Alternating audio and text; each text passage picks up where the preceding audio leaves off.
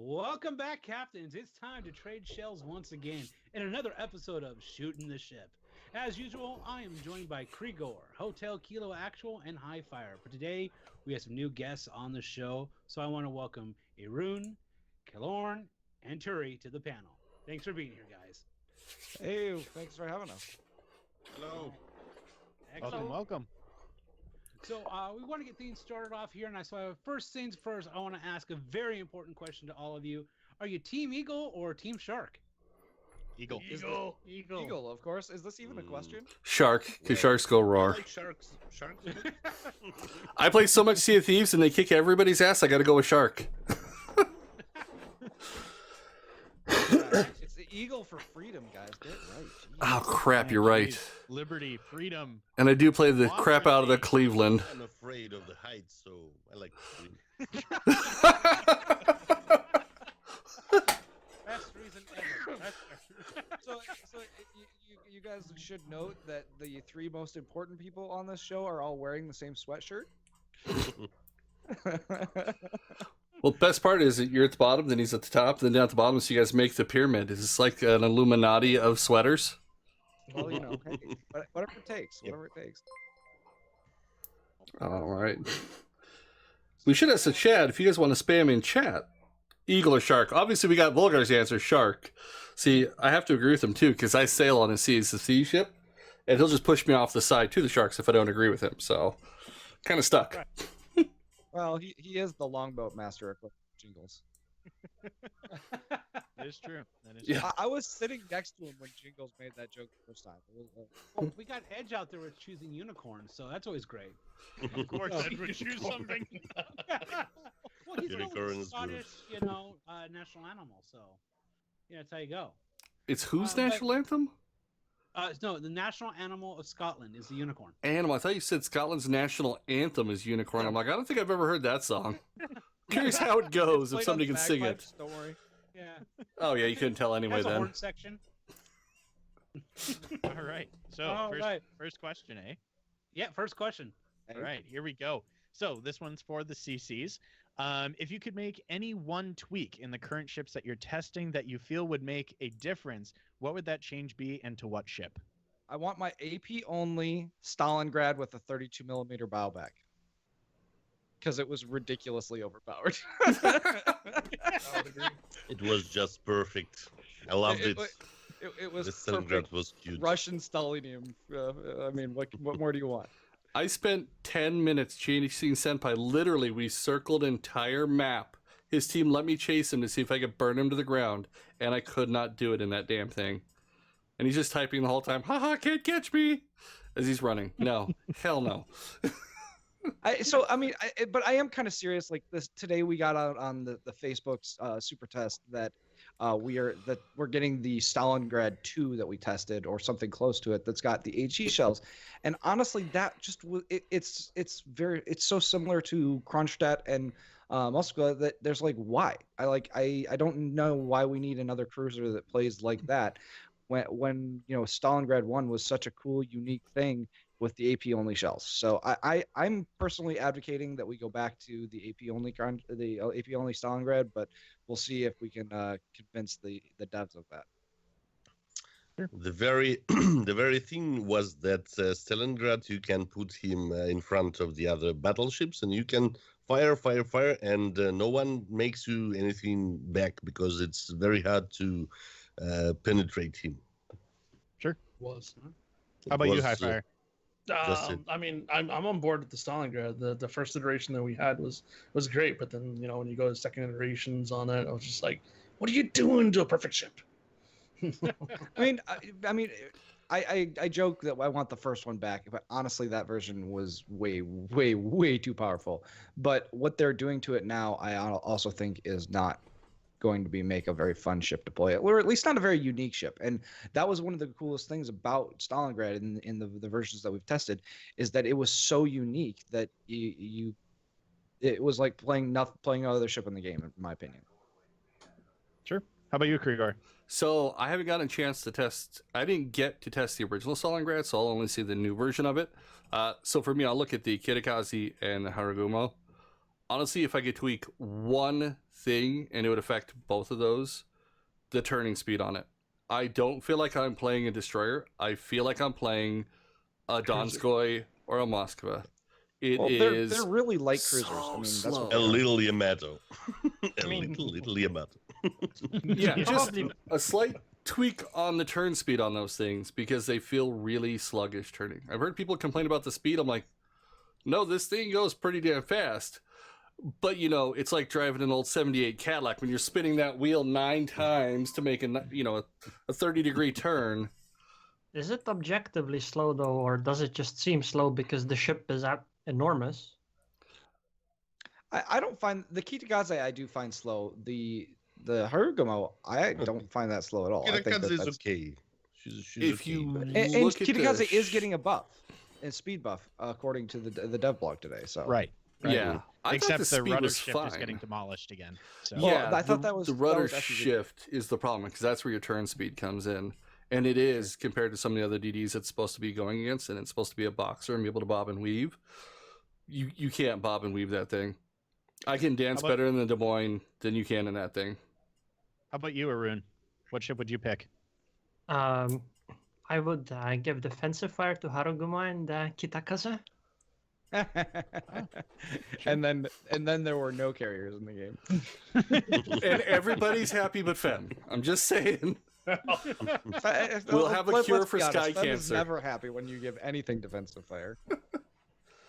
I mean, that's kind of why I wanted. There's that new resource called salt, and you can harvest it from their tears. So the funny story, I was talking to Filigula, I think, on the CC Discord, and somebody made that joke. He said we actually for a little while considered instead of coal making it salt. Evan. Evan said that. Oh, that was Evan. Yeah, I was like, wow, that would have been so amazing. If they made that a purchasable resource, I would have thrown my money at them. I'm like, bam, here's $100. Give me some more salt. I'll go mine some up and give me some right now. Let's just pour it on. They should rename doubloons. Oh man. Yeah. Oh yeah. Salt chunks or salty Yeah. tears. Salt tiles. I was gonna buy the Massachusetts, but I'm like 500 tiers away. I just don't have enough salt yet.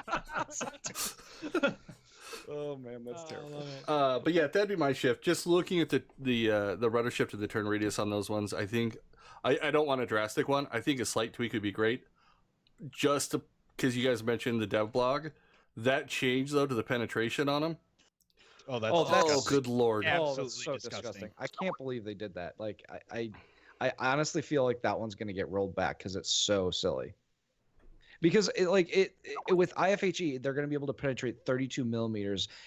Every single part of Republic and every single part of Conqueror that is not like full armor is 32 millimeters. You're just gonna get farmed the crap out of. Every single ship has a piece of hull armor that can be penetrated with IFHE on the Harugumo and the Kitakaze. With those changes, 24 millimeters, not 25, please. Yeah, I mean, Yeah. it's literally that small of a change. I mean, would I could have seen 20. Bumping it up that far, that makes tier 10 battleships just even cruisers. I mean, the Hindenburg, the Moskva, it makes life miserable. Oh, yeah. For them. no. At least we're doing it in testing though, and not a release, and everybody grinds to it, and then it gets a hosing. So I Right. will Yeah. give them credit for that one. They're playing with it when it's we can quick swap it. This isn't final. Nobody's put in the effort to get them yet. I haven't got any problems with the guns of Haruguma and Kitakadze, but with the turning speed, this was just something awful. The I guns made are that- okay. I made that mistake first time coming into it, tried to go into a capture point, and I'm like, this thing is slow. As soon as I got spotted, tried to turn out of it, barrage done. I'm like, yeah, this thing's not going to push gaps. No, It turned, it's really bad. No, I found that it actually is pretty good at like the Haruma at getting to the back and shooting them where they're not expecting to get shot on. You kind of sail through where they're not going, and I had some fun with it that way. But it just racks up so many shell hits. Now the version that we've tested, we don't have the super crazy HE shells yet that are the 25 millimeter pen ones.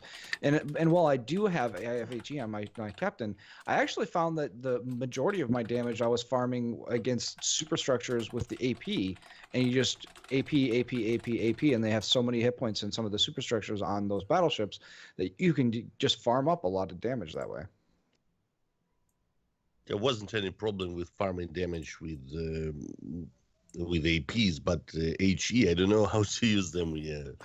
Where should I fire them to get some damage? Anywhere, because you use fires. So, Turry, you aware of the IFE? They're changing the high explosive penetration for those ships? Nope. I don't know where to see them. It's they posted it on the development blog on Facebook today. They're changing the penetration on the Kitakaze and the Harugumo to from 17 millimeters to 25. And the Akizuki and Harakaze, which is another one that we should really talk about, because if that goes through on Harakaze, all of a sudden that's a heck of a lot better tier 8. That's true. That is very true. Which it already was a pretty versatile one, in my opinion. But when you got 3 options of guns, yeah. 3 options of guns that have I think play styles. The 100 millimeter guns is the only ones I ever run on it, but I just want to know how they would do this. So only these ships are going to have a different parameter of penetration, or they make them another caliber? Or what they're doing? How it's going to work? So what they're doing, Turry, is you know how all of the German 203 millimeter guns have 25% HE penetration. Like That's what they're doing, is that just the 100 millimeter guns are getting 25% HE penetration instead of 1/6, which is what it normally is. Yeah, that's right. So are my carrier secondaries also getting that? No, we don't promote proofing of sky cancer. Hey, that's not in the sky, okay? Those are guns, you know. Oh, fair point. Fair point. Do we really need another Graf Zeppelin laser secondaries, though? Yes, please. Did you really just have to ask him that one?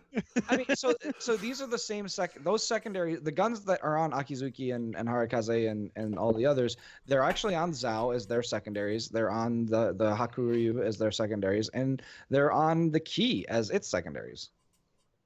Is this going towards the secondaries? I see. That's what we don't know. Some people were asking about that today. Is we don't know if that's going to affect it or not. But they are the same guns, so they may. That is going to take the Ki to a whole new freaking level at its tier with that kind of a tweak to its secondaries. I'll guarantee you, everybody's just going to pile secondary builds. That would make the Ki semi-viable to play. Yeah, but what's it going to? You still have to look at what it's doing to the other boats. So at the same time. Yeah, so keep in mind that this is all speculation, guys. We have no idea if it's going to affect those guns, but it may. I look forward to testing it. I will bring Japanese justice to the seas. like the Japanese need more. Well, I guess the Ki is a pretty garbage ship, so it does need some help. We need more Lux. If you guys want to drop on the next question here, I just got opinion from 3 of you guys here that are not participating. But how do you guys feel about the current meta in clan battles?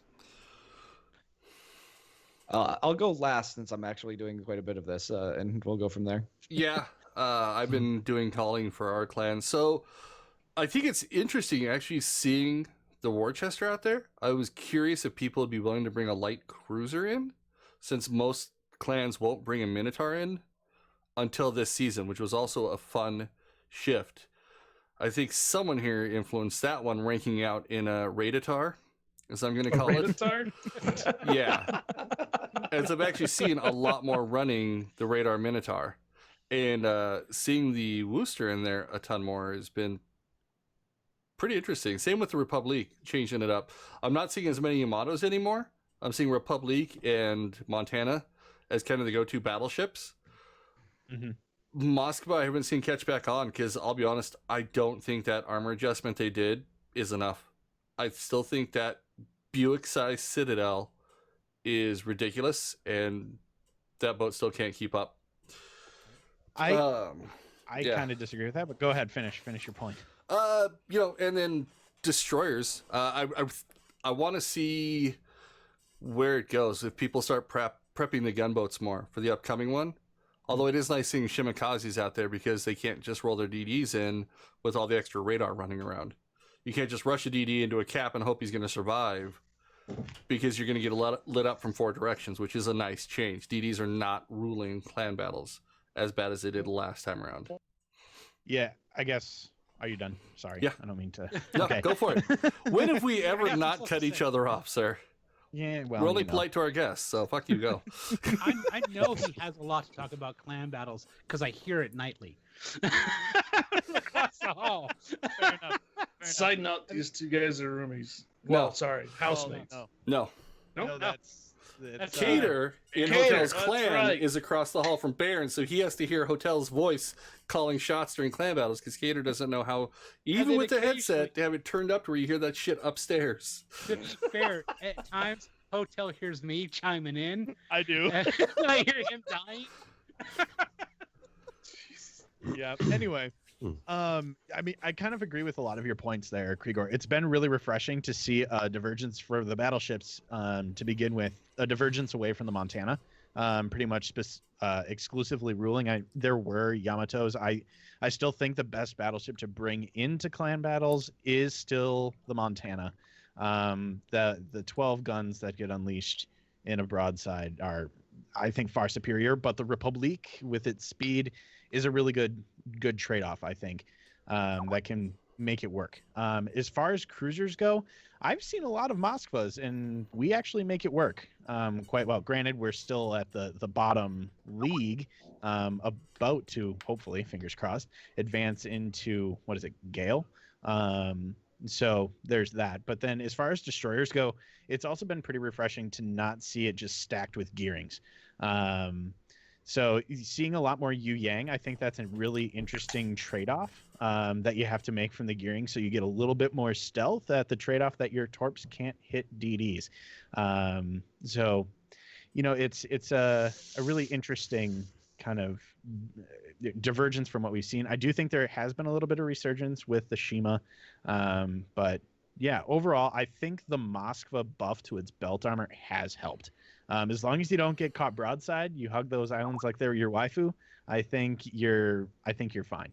In the Moskva, I've bow tanked easily over 2 million potential damage in clan battles. So, But you could bow tank with its previous armor.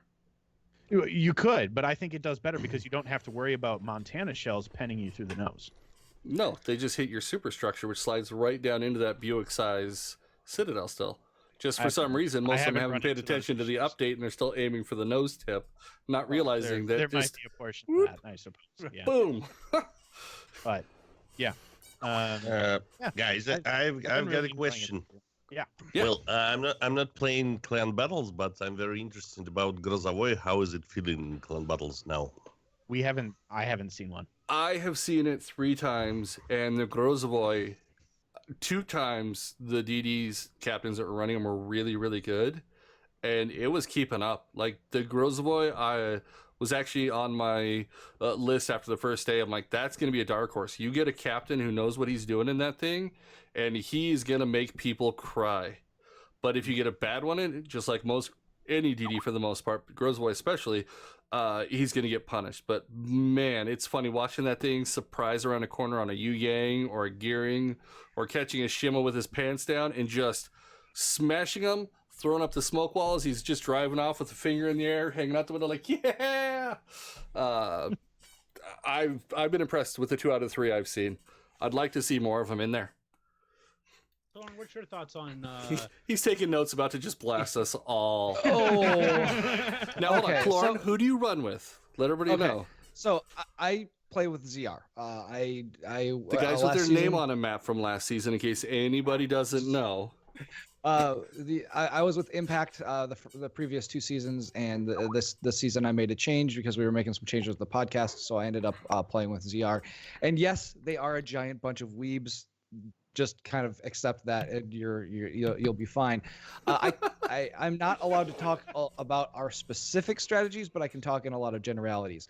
The first one that I'll talk about is that I've seen a whole bunch of different battleships used in Clan Wars. I've seen Montanas. I've seen the only one I have not seen this season is the Conqueror, and there are some reasons for that. Mainly because you want the battleship to do AP damage, and the Conqueror just isn't great at that. It can do it. It's just not great at it. So, in terms of, I personally think that the Yamato is the best ship in the game, period. But I also think it's the best for clan battles because it can bow penetrate any ship in the game except for a bow tanking or the bow of Moskva and the bow of the Kurfürst. So those are the only two ships that if it's coming straight at your Yamato, there's nothing you can do about it. Every other ship in the game, including other Yamatos, can be penetrated by Yamato. So in that sense, it's that specific ability to overmatch outweighs a whole bunch of other issues.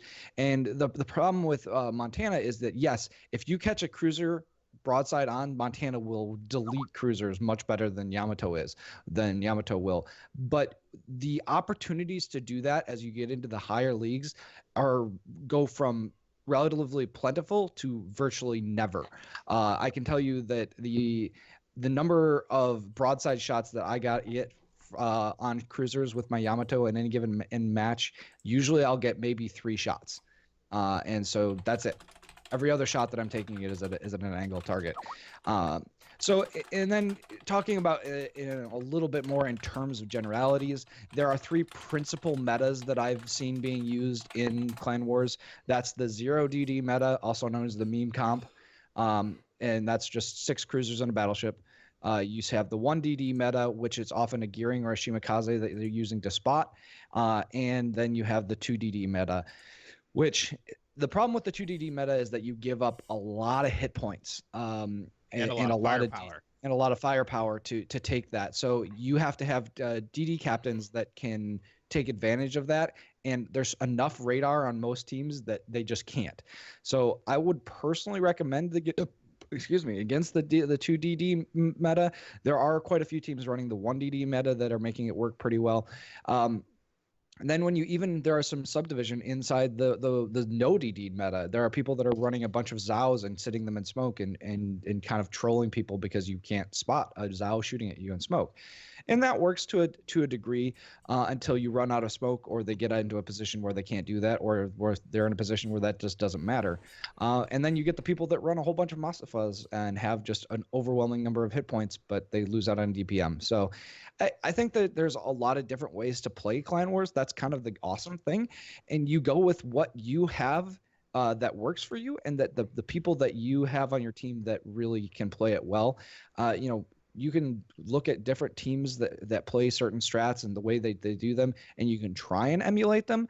But if you don't have the competencies in the ships that they're using, that's only going to be of limited use to you, I guess. And then my last point would be that maybe the most important tactic of all in Clan Wars, period, is focus firing. And if you see targets that are low, kill them. Do not let them live, because it's points and it's guns taken off the board. And those are the 2 most important things that you can do in Clan Wars. Absolutely. Communication too. I've seen some that there's just no communication, or it's just people chattering and joking and laughing, and then they get pissed when they lose. I'm like, of course you lost. You weren't feeding any feedback to your shot caller. He cannot sit there and just constantly be spanning his camera in a circle. He's got to be shooting also. Give intel. So many times I've seen people just either get quiet or like, so this burger I'm eating while we're playing is so good. Oh my God, how'd I die? How do you think you died? You moron. Yeah, I mean, Poor Krieger. I've been on a bunch of different Clan Wars teams, and communication is really important. I guess the other thing to be important is you need to have your team aware of what your strat is going to be before you get into the battle. If you're trying to set up your strat in the 30 seconds that you have before the match starts, that's too late. You should have done that before you ever got into that battle. So, use the the World of Warships Tactics website. It's really, really good. You can get people to understand what that you want them to do before the game starts, and I think that's a really important thing as well. Yep. I didn't even know that was a thing. Yeah. Hey, by the way, there's World of Warships bookmarks. Tactics website. I guess I didn't tell you that one. Oops. Probably because there's still a chance we'll run into you guys, and I don't feel like giving that to you. So here's what, while we're talking clan battles. What is your dark horse pick, and what is your? If I see one of my guys lock it in, I'm going to slap them out of the damn division if they lock the boat in. Do you have those for everybody who's doing them this season? Yeah, I do. In terms of locking out, and you don't want to see it. It's Khabarovsk. As good as that ship is, it just does not have a place in clan battles at all. So if you see somebody running Khabarovsk, they're doing it wrong. It's pretty much that simple. And then honestly, I wouldn't. Worcester has a lot of things going for it. I would not be surprised at all to see that as a dark horse. Yeah. Hey, Tori, do us a favor. Can you pronounce properly Khabarovsk? Khabarovsk. Hey! I was making a video about this. Have you seen it? And speaking of this video, guys, real quick, if you look at the top next to Baron, there's where you can find everybody. And the reason we called this one, we gave the title it did, is because we've got a Facebook streamer, a YouTube streamer and content creator, Twitch streamers, and then podcast creators. So 4 different ways to get some awesome warship knowledge. Yep. Well, guys, going into our next question then, with the newly dropped ships, how are the seasoned CCs here feel the ships have evolved from the early testing to the final battle transition? Are you guys pretty happy with how they've come so far, or how are you feeling on those? Can you be a little bit more specific, I guess? The ones that the Massachusetts and the Haida, since you 3 across the bottom and Hi-Fi actually got to test them, seeing the iterations you were playing with, and then what they finally released. Did you think they came up short? Did they overtune? Well, I can say about this myself. I was testing Massachusetts. It was complete crap at first. But then when it was released, it was quite a good ship, as I may say. I loved it. The matter of fact is that I don't like American BBs at all, because they're not very about the ballistics, But Massachusetts is good. You can go closer and make damage with your secondaries. It's good. I feel the same love way it. about the Massachusetts. Haida, I don't know. I never played her.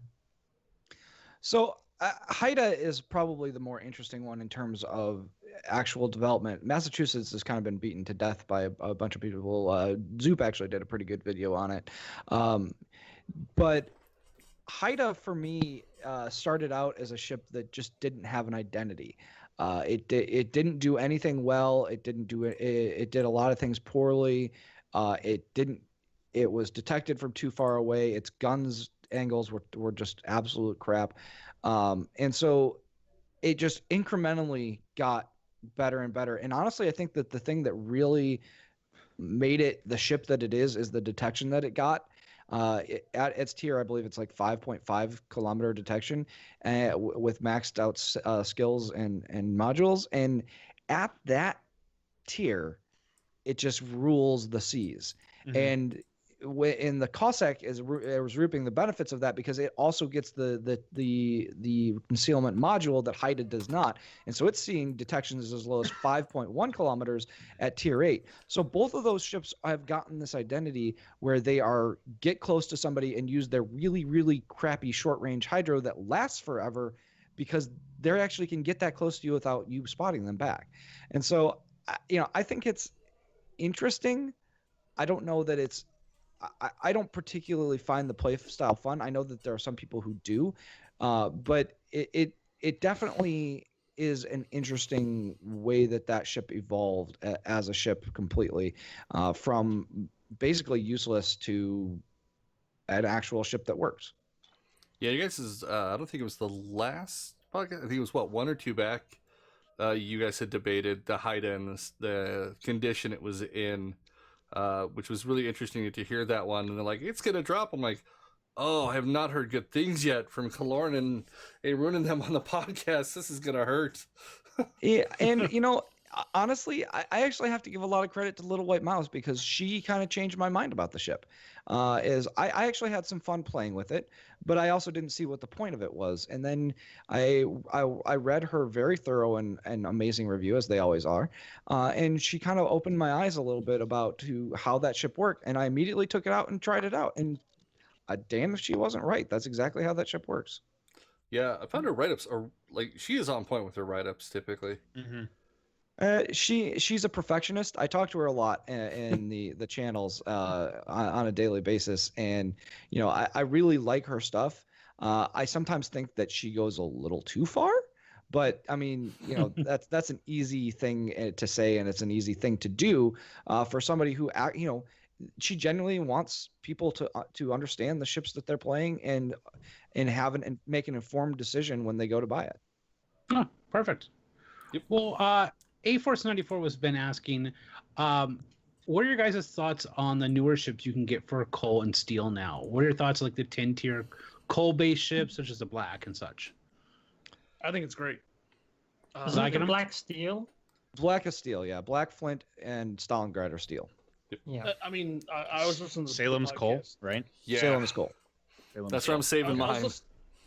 I was listening to the podcast too, and they did a really good job at distributing the steel for how many ranked battles you were at, and it's a good idea if you didn't rank out, you wouldn't get that steel. So it's a more incentive for you to rank out, not just get to rank 4 or 5 or whatnot.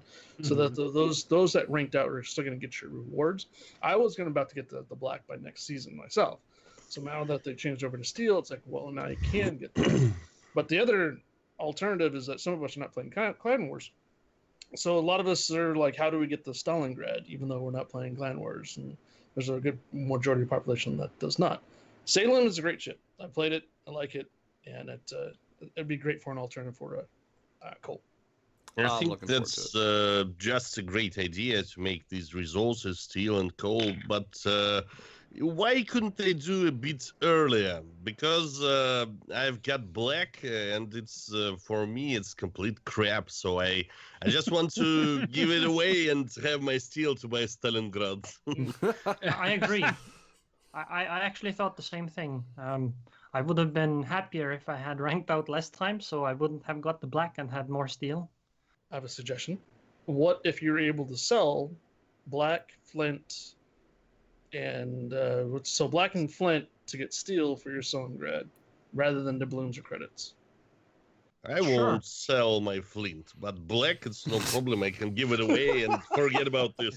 It's complete crap. So maybe like a 75% exchange rate, so you're not going to get the full chunk out of it, but they give you 75% of the purchase value. Stalingrad? Yeah, it's slightly used. You got to get that yard sale discount price going. I have to say I got Flint this season, so I cannot believe that they put that ship in the game. It is retarded. To play that ship and to especially when you understand just like how the smoke mechanics work, that ship just is ridiculous. So you're saying an Atlanta with smoke shouldn't be in the game? I'm saying that an Atlanta with smoke should not be in the game. It is absurd. To unleash that on people who are in randoms, I feel like I'm clubbing seals. It's ridiculous. The thing is that she was actually a lot stronger because the game, the other ships were weaker at the time, but nobody really cared all that much because she was really, really rare for a while. And then they released the Belfast and everyone was like, who cares about the Flint? We have the Belfast. There is that. I love my Belfast. The Belfast was my second premium ship, the first one I ever bought. Yeah. I hate you. I still love you. My first ship I bought was Grimashi, but it's completely nerfed now. She was good, but not now. Victoria, she was my favorite ship too. Grimashi when I first got in the beta. I was gonna say the Gremmy was one of the ships that I feared the most when I was playing. What was it, tier 5? So Gremmy is actually the ship that I have that has the most kills. I got an 8-kill game with my Gremmy Yashki. Nice. Wow. Wow. I have the screenshots. It is absolutely absurd. It's called seal clubbing, okay? I don't know what you're talking about. It's called you had a really bad team in tier 10 and you just need to go feel good about yourself. Wait, you can't carry a tier 10? You know what? I've got a bad back. Although if you look at the Discord, I did throw up the picture when I screwed up and didn't have my camo on auto refill and took the naked Montana in with Senpai. And he's like, "Oh God, you're that guy!" And then carried us to the win on a butt naked Montana with 4.1 million potential damage. No heals, nothing left. But so we funny won. story. I'm loading up in my first clan battle with CR. This is my first battle with a brand new clan, right? They haven't seen me play in competitive in clan wars or anything. And I load in and we're there and they're like, "Why are you naked? You don't have a camo." I'm like, "I've got the space camo on. Apparently you don't have it on." What you're supposed to do is you're supposed to blame an officer and go, "He told me that's what I'm supposed to do." It's like the getting jumped into the clan thing. I got to prove myself. Did he lie? And you just totally play it off to somebody who's not there. The funny thing is that they would believe that about Halcyon. Uh-huh. From what I've heard, they would. Totally would believe that. So that would have worked out. Yeah, it would have. Well, I did want to touch on streaming on other platforms other than Twitch, because we got a couple of you guys here that do so. It's such as like YouTube and Facebook. How do you guys feel it's different? Is it better, worse, or the same as, would you say, streaming Twitch, which carries the majority of streamers? Like, I stream only YouTube because in Russia it's more popular than Twitch. Twitch is quite for something talk shows in Russia, and you can see it talk about something and like this, but not playing games. For games is YouTube, and I also make videos on warships, so it's very good to have a YouTube channel where you make videos and you make stream. It's quite okay. So a nice centralized location for all of your content for your people. Yeah. Yep. But for now, I'm thinking about a channel for streaming. So maybe I can go to Twitch and stream there. Come on over. We'll welcome you. Yeah, you can do both the streaming. If you're not signing into a contract, you might be able to do both Twitch and YouTube streaming. I have seen other community contributors, Russian community contributors that are both partnered with Twitch and YouTube streaming to both platforms. Can't do that in America. You can do this, but there are not too many viewers to share between Twitch and YouTube. Someone go here, someone go here. It's not very good. Yeah, I've seen that. You got Valorn. Baron? No? He streams both on YouTube and on Twitch. He's another community contributor. There you go, Aerroon. Sorry. Russian one? No? Yeah. I don't know. Hoodlum Baron? Hoodlum. Hoodlum, yeah, there you go. Vadim. I guess he's not very popular. Well, when I see him streaming, though, I do see he puts a number up there. It says how many people are viewing on YouTube, how many people are viewing on Twitch, and Twitch is usually always lower. But he has a larger audience in YouTube, so it makes sense. As far as my input goes for Facebook, it's kind of also a centralized kind of area where you can post up a lot of updates, just like Twitter.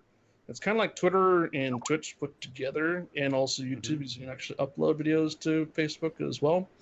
There are some drawbacks on that. Obviously, there's a lot of negativity for the whole Facebook stuff on there. But when you live stream on Facebook, you're limited to only 4 hours, and that's where if you want it saved. If you want to go more than 4 hours, it's not saved. And the other drawback on it, well, I don't say it's a drawback, but maybe potentially you reach an audience that's worldwide. So people drop in the channel on Facebook and they're just in Persian, in Taiwanese, and everything else. You're like, what? You so much more higher exposure there because there's so many more accounts. But the drawback though is that it's not really gaming. When you go to gaming to Facebook, it's just like it's really new, and it's like nobody's really like, what is this?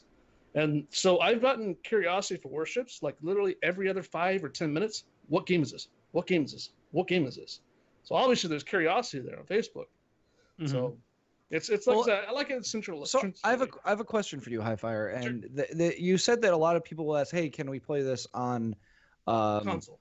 On console. Now the console test is coming out. I actually signed up for it this week, and they're going. We can't say anything more, but we're going to get in on the alpha test for that if any of the CCs want. Do you think that that's going to be that you're going to be able to say yes to that question now? Is that going to make a difference? I mean, are you saying like if somebody comes in and asks if it's on console? Yeah. And at some point or other, I can say yes when it's past alpha, beta, and released. Yes. And there's a huge curiosity. Every other person comes into Facebook and goes, "What game is this? Is available on console?" I believe the console version for World of Warships is going to blow up. It's going to be extremely big. I think so too, actually, and I think that that's only a good thing for us as a whole because it's going to make the revenue better for the game as a whole. Yeah, and it's gonna I just want promote to more cross-platform content. and again show why PC is the master race and just crush console monkeys. I Console wouldn't count on peasants. that. Oh no, it'll Yeah, never happen. The only game I've seen successfully pull that off was Rocket League, and then they had to put in the option for people to turn it off because they were crying they were getting spanked too badly. Yeah, I mean, I said the F word. I That's it. wish that so Destiny 2, right? I actually played the beta on Destiny 2 on PC because I missed the week for the console beta, and playing that on the PC was just so amazing and so much fun. But they said that, hey, look, PC doesn't have aim assist and console does, and that's never going to happen in cross platform, and that always just made me a little sad. You guys discussed that on the recent podcast, didn't you?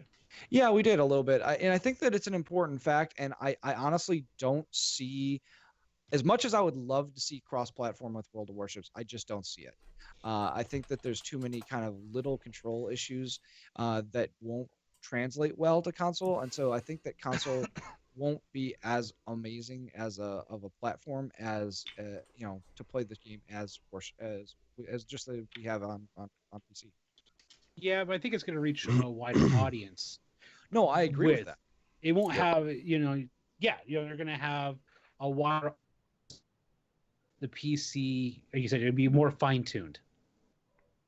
I think you'll see that if they ever do any like cross-server or cross-platform tournaments, that you'll see that the PC people are going to be better, not only because we've been playing it longer, but just because we have a better control scheme to play it. All four of us actually saw that studio, and obviously we can't take any pictures or anything in that, but you can see that there was very large, presence working on that. Yeah. So we know that that's going to be, they're working on it. And they're trying to get it out there. And friggin' he actually was like, we're holding back the floodgates on this, and they know. Yeah, I think it'll be huge. It's definitely going to blow up. Anytime you get the cross-platform for just about any game, from PC bridges over to console, you see a big influx.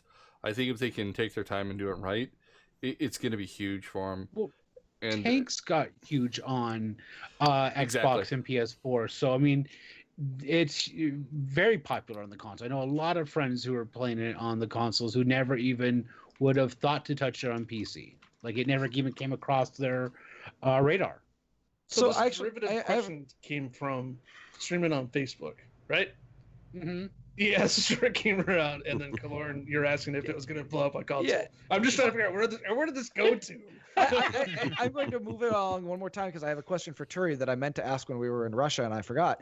Is Turry, you're in Russia and the big thing there is World of Tanks, and we all know that tanks in Russia is like the big thing. How does it is World of Warships regarded as kind of like the little brother to tanks in like a diminutive way in Russia, or does being part of the World of Tanks family actually help the prestige of World of Warships? Well, of course, it was very important that World of Warships ran out from World of Tanks, but the first game was World of Warplanes, and it was not so popular in Russia, just like World of Warships. So you get lots of players playing World of Tanks and a small amount of players playing World of Warships and World of Warplanes. So it was a good help for this game, but not so huge because the difference of the audience is, I think, because, well, if you are a young guy, you're about team, you've got 14, 15, 16 years old, you play World of Tanks, but you won't play World of Warships if you are such age. You need to be a bit older to understand something that's happening there. So it's a boost, but not so very much. Sorry, I didn't mean to hijack you got the conversation here. It's old yeah. habit of being the podcast host. Well, Speaking of the streaming, I've actually streamed on both YouTube and Twitch, and I would say that Twitch is better if you want to stream games for a long time, because when you stream on YouTube, you'll get a large boost initially because people will check out the game, just like Highfire said. They'll come and ask, "Oh, what game is this?" And "Oh, this looks cool and interesting," and all that. But those people usually don't stick around for a long time. Whereas on Twitch, people will come around and watch what you're doing because they are looking for that specific game. And I think Twitch in the long run ends up being better. And YouTube has the issues with it has some bugs. It sometimes doesn't archive the stream properly. The UI is different, and YouTube also has more of those weird filters that can catch things off guard and stuff like that. I do agree with you there, Aerroon, is that there's a large curiosity that comes into Facebook asking what the game is. And then once you kind of get that information, retention is pretty low. My retaining viewers are current captains themselves, either no matter if it's US or any other server that they're playing on, and Blitz, meaning they're playing. They're curious to how the PC version differs from their mobile version because they've introduced them. Because Facebook is a lot of mobile. There's about 80% of Facebook is mobile. So when they see World of Warships, they're thinking it's the Blitz version. But when they come in, they go, "Whoa, there's so much more other content here because this is the PC version." So yeah, back to what you're saying, the retention though. So once they come in, check out the game, I try to tell them to go use the code, get yourself, premium USS Texas and stuff to start you up with. But yeah, it's the same thing. If you want retaining viewers, retaining followers, the Twitch is where it's at. If you want to just hit like a broad worldwide audience, Facebook and probably YouTube too. Well, Highfire, let's see here. Austin 8 or V2 Games asks, "What is your opinion on the mobile version of Warships?" I haven't played it. I like Blitz. Enjoying it? Well, the few times I played it, it was quite interesting. I would have to say that when I played Blitz, I realized that the console version of World of Warships wouldn't actually be nearly as unreasonable as you would think. However, it's actually a lot more difficult to play because you have to drag things around instead of being able to use your mouse as quickly, which means that you often will not get the shots you would like to get. Oh, hey, Turry. You often don't get shots you would like to get in Blitz because you're still rotating the camera, because you're trying to drag it across and stuff like that. Mm-hmm. But mobile games in general kind of feel weird to me. It's like, when do you actually play this? Because your phone battery is going to die in a couple of hours if you play it a lot. No, I agree there. But also I want to touch on, for Kelorn and Aerroon, how do you guys translate such a highly visual game as Warships to your guys' podcast? Oh, that's a struggle every week. And you'll hear us sometimes get into like the minutia of we did X, Y, and Z in a battle, and every time I do, I'm like, I kind of cringe a little bit because that doesn't translate very well. But what does translate well is just having a conversation, kind of like we are today, about topics. And as long as you can kind of keep it at a level where you're not trying to, you would need a diagram to determine what you're saying. I find that most of the people actually, they want to have something of the audio medium because they can do other things. So we get people who say that they listen to us while they're driving to work. We get people who say that they listen to us while they're at work. I had one guy that sent me a message that says he's a farmer in southern France and listens to us on his tractor every week. And I mean, it's little things like that people listen to you, that we wanted to provide something that, hey, you can't watch YouTube. You're at work, you're people are watching you. You can't get on YouTube, but you still want something to do content wise to listen. And, the podcast seems to be a fit for people that want that kind of section in their lives. So just to stack more work on you being the primary editor, have you guys ever thought about branching out into the other two titles and bringing in one or two people that are like your go-to folks, like you have currently for warships, for tanks, and the redheaded stepchild planes? That's Yes, I gotta run this thing like shit. That The explains editing time. No, it's not so much the editing time is that, there actually is a very good World of Tanks podcast out there. And I was actually talking to Evan about it not too long ago. So that kind of we could fill content there, but we actually find that most of our listeners have very little crossover. They play warships and that's about it.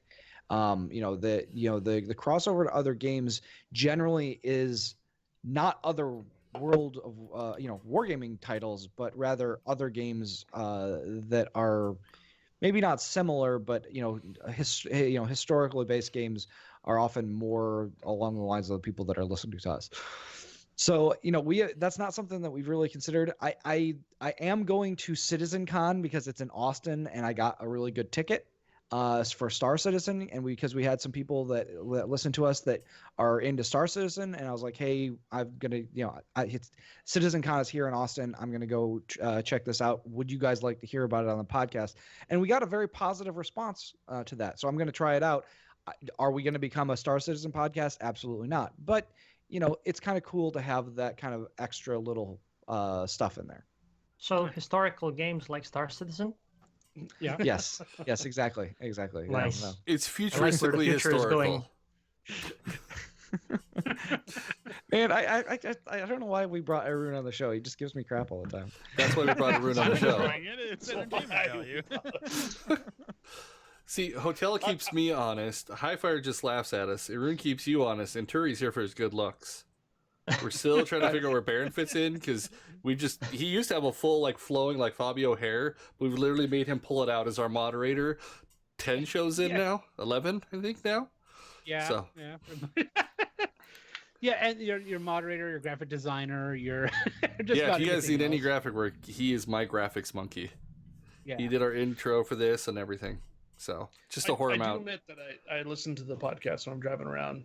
When I have long drive trips or whatnot, I'll load them up, and sometimes I'll miss 2 or 3 weeks or so just because I'll do just one after another, and going to upstate Washington, all that stuff. It's a long drives.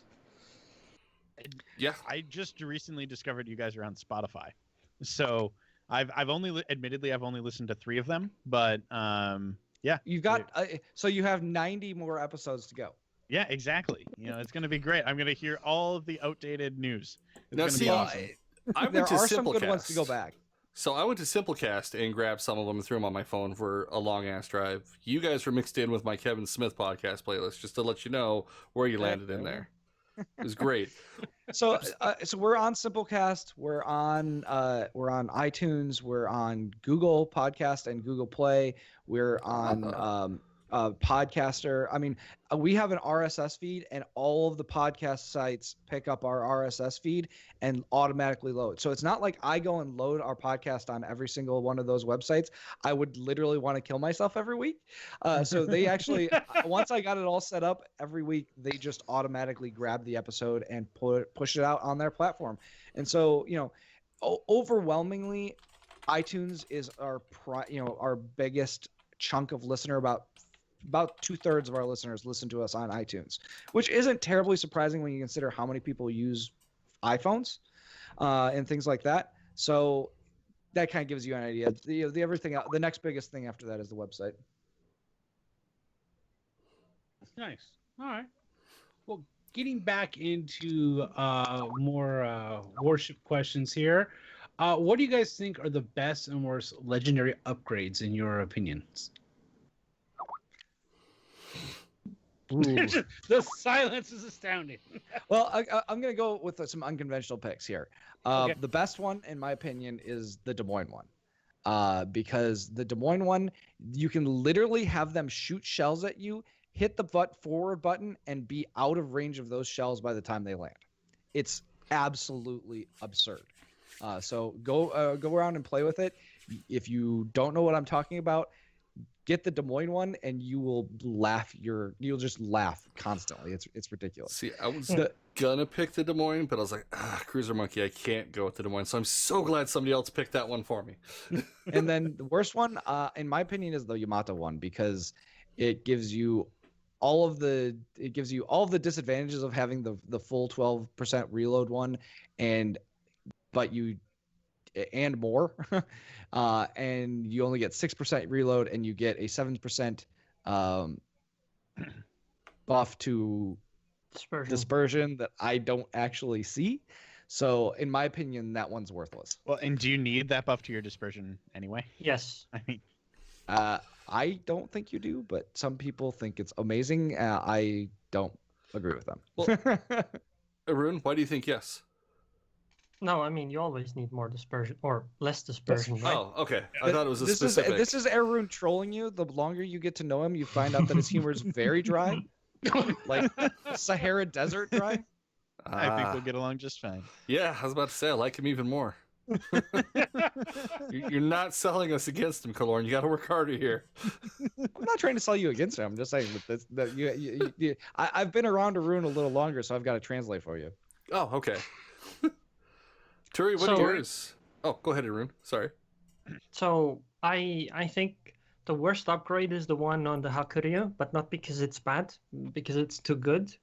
Because the only other carrier you're going to fight is Midway or another Hakuryu, and whoever has the upgrade, has an advantage over the one that doesn't. And since Midway can't take it, you get an automatic advantage over the Midway. And if the enemy Hakuryu doesn't have it, you get an automatic advantage over her too. And I think the upgrade is not something that should be in the game. If you want to talk about actual worst, though, it would probably be one of the destroyer ones. So for our folks who don't play CBs or haven't gotten the Hakuryu yet, what does her mod do? Okay, so the most important thing about carriers when you fight another carrier, or when you play a carrier, is that you fight another carrier. And they have fighters, and you have fighters, and whoever kills the other guy's fighters can then start controlling the game. And so the most important, well, maybe not most important, but one of the most important things is that you want to have your fighters be as strong as possible. And for that, you stack up as many upgrades as you can for fighter HP, and that's exactly what the legendary upgrade does. It gives you, I think it gives you a little bit of speed, and it gives you fighter HP. And this just means that it's the best upgrade you can take for that slot. There is no real question about it. Yeah, that'd be pretty strong. Stronger fighters that are moving around the map for better control would be pretty dirty. Yep, exactly. About the destroyer, though, I think the Z52 is the one that loses concealment, like a considerable amount. Yeah. That's an example of a really bad one. I don't see why you would basically ever want to take that. Well, but I mean, I would counter that and say that the gearing one is actually one of the better ones in terms of like usefulness. The gearing one gives it. So we went through all that rigmarole of Shimakaze is going to get a buff and be the best detection at tier 10. Oh wait, gearing gets this module and gets the same detection. It's like, why? Why did you do that? It doesn't make any sense. Because nobody likes torpedo soup. I like torpedo soup. I'm going to use the old WoW analogy where somebody always used to say the reason paladins were so strong is somebody's girlfriend on the dev team plays it. I'm guessing somebody on the devs team, their girlfriend plays gearing. And that's why they got it. The conspiracy theories start. Yes. Turry, what about you? Oh, what are your two? Audio. You're muted again. Audio. Something happened. Oh, All right. wrong button. Do you hear me? Yes! Something with my audio. So I'm not playing the ships just to get these upgrades. I'm not looking for some specific upgrade. I'm just playing. But as I may say, the most thing I want to get is the upgrade for Shumakadze. I think it's very interesting. I like torpedoes, so I'm going to make a larger torpedo soup, a bigger torpedo soup. I think it's interesting. He's going from torpedo soup to torpedo borscht. I don't like CVs, but I like torpedoes. Torpedoes are great. More torpedoes. Damn the torpedoes. Hotel, what about you? Unpopular opinion here. I don't like any of them, to be honest. I mean, the Des Moines one is good. I'll give you that. But I don't like the trade-offs that you have to give, like that you have to make in order to take them. I don't see any of them, in my opinion, that are worth it. But then again, I'm a creature of habit, so I like things that don't change very much. So yeah, I guess that's my opinion. I mean, the one on the Hindenburg sounds cool because it just becomes a damage-consuming monster, considering that, you know, the fires and flooding don't happen for very long. But yeah, I don't know. I like that they added them to the game, but I don't like them. So an interesting point to make there is that I actually talked to one of the devs, and we talked about this to Aero Gray on the podcast a little bit. The idea was that they wanted to give options for people to play, and I agree that these modules give people options, and you know the method of earning them makes you feel like, you know, hey, I did something to get this, but I feel like that they kind of missed the mark. You know, the way that you go about getting these modules takes a long time, and most of them aren't good enough to justify the hours and hours and hours of grinding that you're going to have to do to get them. But at the same time, like, they don't offer good choices either for the most part. Like, some of them, like, you're like, okay, this is just flat better, or, you know, it's not, but it's not like I want to play a certain way. That would have been interesting, you know, if they had done it so that you're like, oh, this makes this ship play differently than it does without the module. That would have been interesting, but that's not what they did. Right. Yeah, I think for mine, I normally I'd say the Des Moines. I'm glad somebody else hit on that one, so I don't have to be my usual cruiser monkey rah self. I'd say the one that I dislike is going to be the Hindenburg, and I go back to my very unpopular statement in the last one. I think that ship needs to be reevaluated, because I think the ability to get a decent hit on that thing is horseshit. And I proved it again in a climb battle the other night. It's horseshit. So the ability to goes, you burned me, you flooded me. Pff, it's going to be gone in a moment anyway. Screw you. I think that's ridiculous. You just took probably the most broken cruiser in the game, gave it a shot of steroids, slapped on the ass, and said, "Get in there, champ." And I'm not okay with that one. Grigor, your butt hurt is screaming right now. The mountain of salt I'm piling up behind me. Let me turn the camera. You can see little gnomes just chiseling away at that salt. My tears have stained in the wall.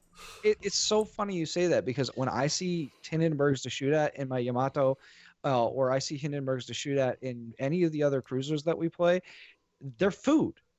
You know, they're not fast enough to get away, and if you hit a Hindenburg with Yamato shells, it's going to take 10,000 damage every single salvo. It's that simple. I'm hitting them at Des Moines, so unless I get the plunging fire, trying to citadel those things, I'd rather just go try and citadel Yamato. I find it's easier. I mean, I would not be firing AP at them unless they're perfectly broadside or within, you know, fire HE. The death of a Hindenburg is HE spam. Yes, you can't exactly do anything. That's why the Zao is a direct counter to the Hindenburg, because of HE spam. Oh yeah, no, I completely agree. I burn the crap I agree out with him. But when I can't citadel them at 8 kilometers full broadside, hitting them right in the spot that they clearly lay out in their blueprint saying it's a citadel, that's where I'm like, hell no. That's the turtleback, man. It's probably one of the few times I've lost my temper on a stream was the other night with that one. If you want to citadel them, you have to do it from over 10 kilometers away. It's that simple. Yeah. Yeah. Now, the one that I like, although I will say it's a little, is the one from the Montana. When you They full did make it zombie better. build that thing, and then you get the extended time on the repair, the fact you're sitting only around 30 seconds where you cannot repair again or the fires are actually going to affect you is ridiculous. And I want it. Just like I'm like, just shower me with your fire. I'm gonna queue I up actually some think Alicia that's a Keys. great This one girl's for- on fire the whole time. I actually think that's a perfect one for random battle farming. I think as a random battle mod, it's going to be amazing, but it's not worth it in clan battles. I don't think. No, I think clan battles it wouldn't be. You shouldn't be getting close enough to where you're getting burned until late game anyway, and at that point you should be popping things. So Yeah. All right, well, guys, with that, we're going to take a quick 5-minute break here. I'll give you a chance to, stretch your legs a little bit, and then we will be right back. Get a refill on their beer. Exactly. All right, we're back, guys. Thanks for sticking with us. And now for the grandiose, the best question of the night, it's time for the super secret info drop, #NDA. What don't we know, guys, yet? What's going on? Huh? What's the super secret info? Oh, there's planes. There's planes Imperative coming. Megalize coming back. There you go. Sorry, yeah. Nikolai. I've got to troll some people with that. You can still win the Grimiachi. Yeah, there you go. I heard U.S. is getting a brawling battleship that's got secondaries coming up here soon. That's kind of been some scuttlebutt. Well, I think you can actually buy that one already. Really? We'll get, I heard that there's boats coming. but whoa. I There's heard that boats Kitakami will be released in the coming. future. Ooh. The new line of sailboats that are coming out for warships. There's a Some top pleasure secret craft. one, the Haragumo. I've heard is Yeah. pretty beefy. So I will give you a real one. Because of the CV rework, we are going to get Tone. Ooh. Ooh. So a lot of people have asked about that because that's always been in the game files. But if we get the CV rework, we'll get Tone. Oh, Baron, we got to do the camo giveaway real quick. Let's draw a winner before we go on. All right, go Let's ahead. see who's going to win. Guys, if you haven't done so, make sure you put in the exclamation camo FTW, camo for the win. Anybody who's on the panel and not a CC, because you guys got your own, can put in for it. And our monster helping us wrangle everybody tonight, I'll allow in. Not you, Volgar, who always tries to sneak into the giveaways. Every time. So exclamation camo for the win, guys. We're going to pull it here in about 30 seconds, and then we will start up the one for the CC crate. And then again, we'll have to ask them while we're getting that taken care of. How can people best get the crates and the camo codes from the CCs? Yeah, how do you guys do your Well, giveaways? So for my giveaway, I do a what's called Promo Simple. It's a website that everybody you can just I put out the link, people sign up, and then it generates the winners for me based on the number of results. I find that to be the easiest way because we don't have any real live way that we're communicating with our people. So that seems to work out for us. I also, our Patreon backers get access to kind of more limited giveaways that I run. So for just them. Nice. I use Nightbots, so I can also make a hashtag and make a giveaway. It's not a problem on YouTube also. Damn it, Aerroon. I saw you sneak in there. No, you didn't. I do various ways for the Facebook. There's Facebook over there doesn't really have necessarily any bots like Nightbot or Mobot or Revlobot, RIP, those kind of things out there. So what I do is I come up with different ideas. So far, I've been pretty successful. Of like if somebody asks, if I ask a question, someone replies, I put their name in a random generator, random name selector, and then I go ahead and reply to them. I found an actually really effective way of offline kind of giveaways is if they message me on Facebook with some type of like, hey, give me a fact on USS Massachusetts recently. I put their name in like your spin wheel for Streamlabs, which you use for the Bean Boozle. And Yep. I put a gazillion names in there, and then it looks pretty well. And just click, and there I go. There's a name drawn pretty much for everyone there. And then since they're offline, I just message them later and give them their containers.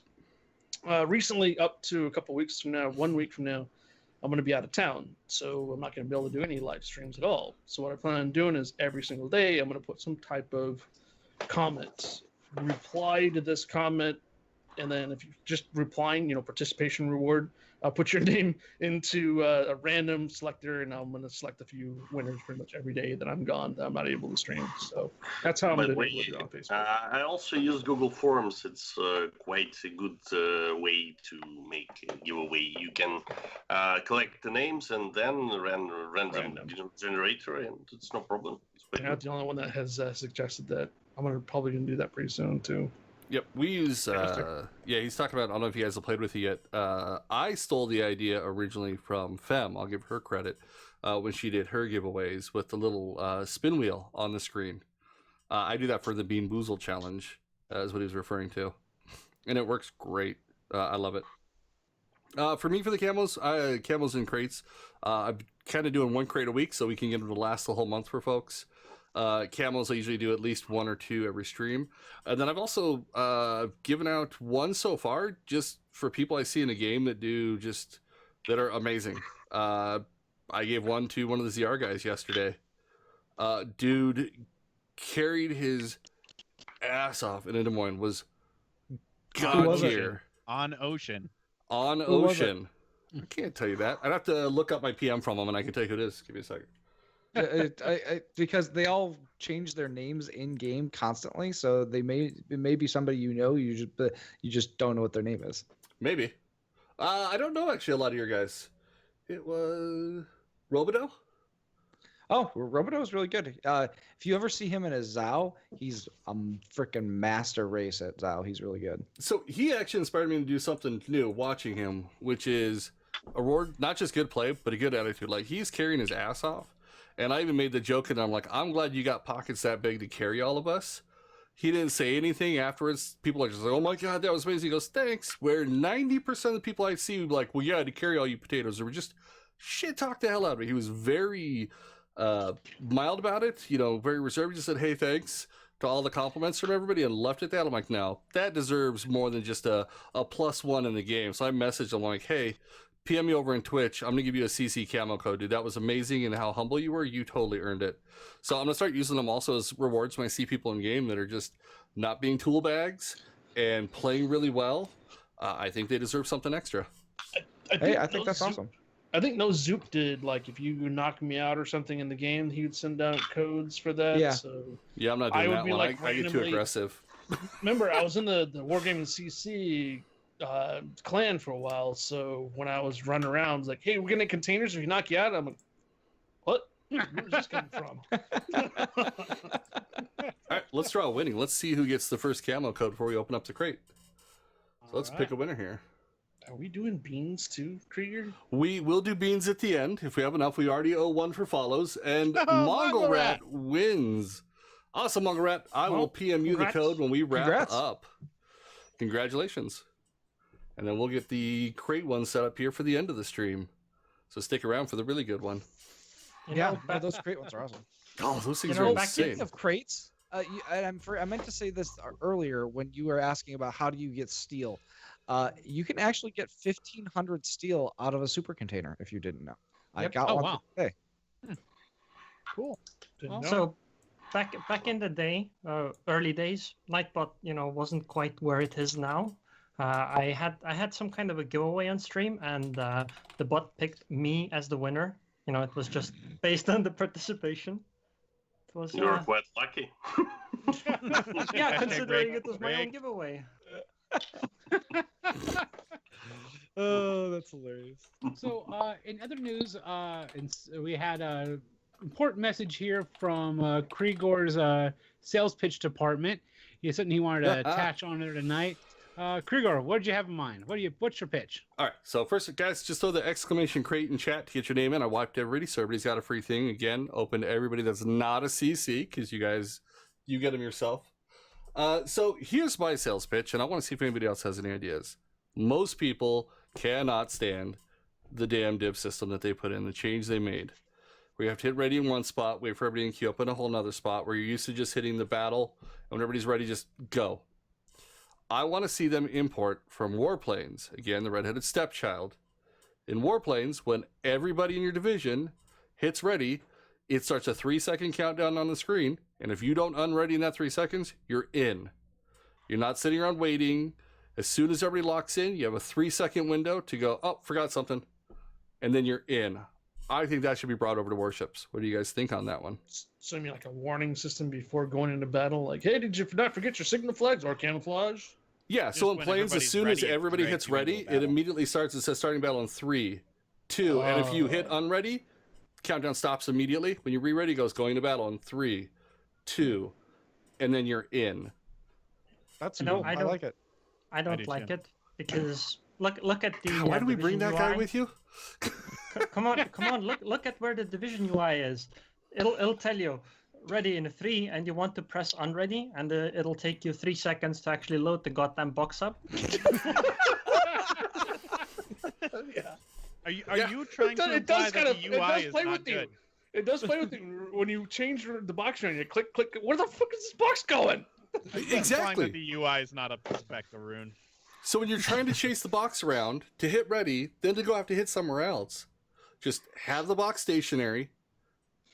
Let me move it wherever the That's hell I want, so difficult. it stops blocking my thing. And then when everybody readies, we'll even do a 5-second for Aerroon because he's got a slower mouse. So I have a question for you. And what is the funniest thing you've heard while playing in a division with the people you were divisioning with? Anything that's said by Twidget Gray? I'm trying to think. The first one that came to mind is not appropriate to say on stream. Yeah, it's not appropriate. Mine is not appropriate either. You'll probably, Hotel, do you remember a gentleman way back in the day when we both first started boats? His name, they got changed and he got so mad he quit playing. It was something in a boat. Yeah, you remember now. You know the comment I'm talking about. That was so. Hearing Senpai tell somebody in his division, just hit him already. Oh god, they just tongue punched me in the fart locker. And his division What? just losing it laughing while they're trying to play randoms was a good one. Oh god, I'm trying to think. We say some pretty bad stuff that I'm usually glad it's not on camera. No, so the funniest thing that I was playing with is there was a guy who will remain nameless that we were playing, and we're like, hey, you're in your Yamato. We need you to do something. He's like, no, I'm too busy. I play Yamato so that I can eat ice cream between shots.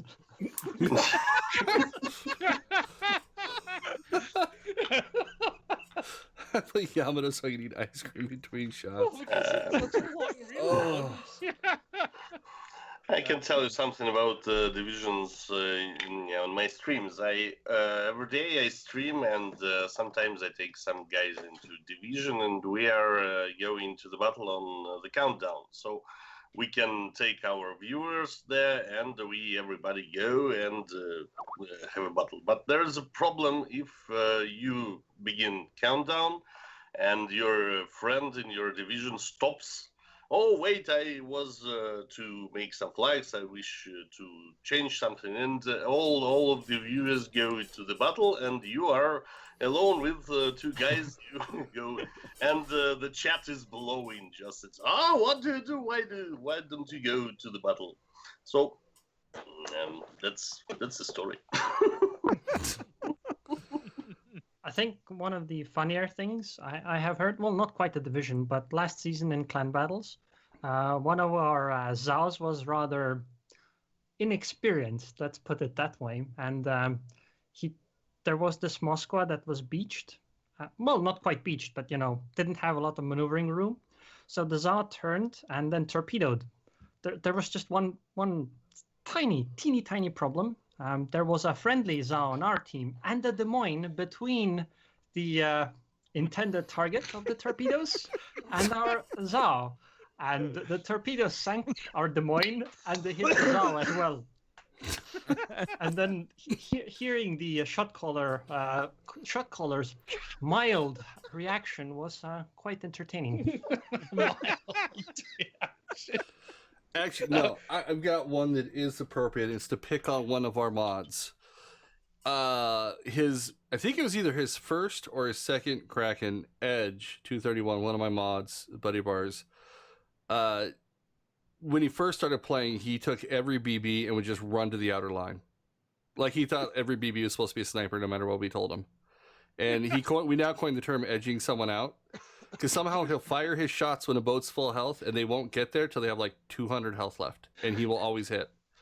He got a Kraken. It was like, I think it was his second Kraken. I'm like, you just get another Kraken? He goes, yeah. I'm like, good Lord, how much damage did you do? Oh, I got 10K. What? And his answer was, you're welcome. I was two ships short of getting a Kraken myself in that match. He stole 3 kills from me. And his answer was, you're welcome. I think that or when I took 5 Citadels in my Wyoming when I was learning how to play and don't even know where it came from, just screamed in hotel and in front of ours, possibly his ear, Oklahoma. And when they go, what the hell's that? I'm like, it's a safe word. I just got raped. And now on your channel, that's the safe word. Yeah, so now on my channel, Oklahoma is the safe word. So either the you're welcome or Oklahoma and scaring the crap out of the two of them. Probably the two best moments we've had. And of course, Edge pops in the chat with, you're welcome. What can I say except you're welcome? Well, is there any other game-changing ideas that you guys have other than Krigor's? Yeah, what would you guys like to see? If you could make any change, anything at all, like removing CVs. I'm gonna save my super long explanation because I've actually been thinking about this for quite some time. I think there should be a surrender button when it's 5-1. There's not enough ships in order for you to reverse the score in a battle. That's I think what there should Solo be a Warriors surrender for. It's kind What? of like an option that comes up that says you're against the extremely high odds. There is likely not going to win this. Just give up now. Bing. Exactly. You know, there's a less than, I don't know. I'm sure there's some statistic that wargaming could pull actively 25%. within a battle, and there's less than a 5% chance you're gonna win this. You know, 25. Sure. Like, then you can hit the surrender button and give. So one thing that I heard from a couple of people, one of whom is a wargaming employee, is that you're robbing ships, the captains of those ships that are still alive on the enemy team, of damage. What I would say is give those ships the remainder of your damage. So if you have 10,000 hit points left, give them all those 10,000 hit points.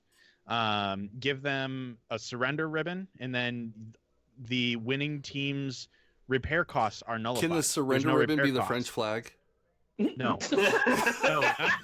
The French bean. Damn it. But something like that. So, there's that way you don't have these battles. There's 8 minutes left. It's only a Shimakaze on the other side that's alive. He's got all 3 caps are gone. He's gonna lose in 5 or 4 minutes anyway. Just either charge into the battle and die, with some honor, Yeah. or just surrender. I think there should be a surrender button. No surrender battles on the Ruse server. It's not popular. We never surrender. Never give up. Never This surrender. Never is give true. up. Look Never at surrender. look through Not one history. step They'll back. burn everything to the Something ground of, before they'll give in to Russian you. psychology, we don't surrender. No. I mean, and that's something that I've done in battle a lot too. Like if I'm say in a Des Moines or something like that, and I'm the last one alive, I can't win this. I'll drive out and I'll just park broadside to the enemy ship, saying, "Here, kill me.